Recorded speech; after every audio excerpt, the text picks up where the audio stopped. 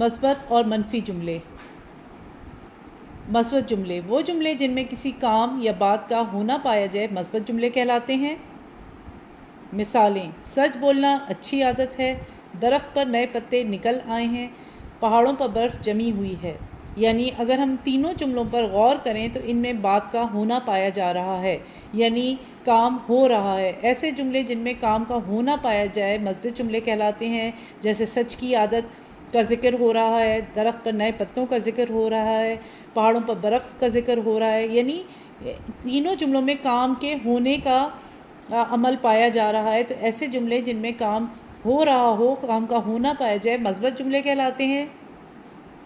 ان جملوں کو مثبت جملے کہتے ہیں جن میں کام ہو رہا ہو یا ان کا ہونا پایا جائے، جبکہ منفی جملے وہ جملے جن میں کسی کام یا بات کا نہ ہونا پایا جائے منفی جملے کہلاتے ہیں۔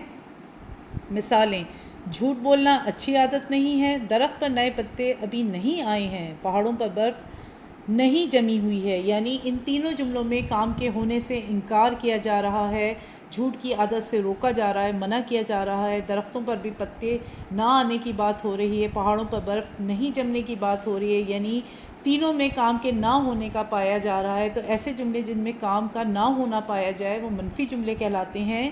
یعنی یہ تمام جملے منفی جملے کہلاتے ہیں جن میں کام نہ ہو رہا ہو۔ تو لہٰذا آج ہم نے ان مثالوں کی مدد سے جملوں کی دو اقسام سیکھی ہیں، ایک مثبت جملے اور دوسرے منفی جملے۔ مثبت جملے میں ہمیشہ کام کا ہونا پایا جائے گا، ہاں میں کام ہو رہا ہوگا، ہاں کا ذکر ہو رہا ہوگا، جبکہ منفی جملوں میں کام کے نہ ہونے کا ذکر کیا جائے گا۔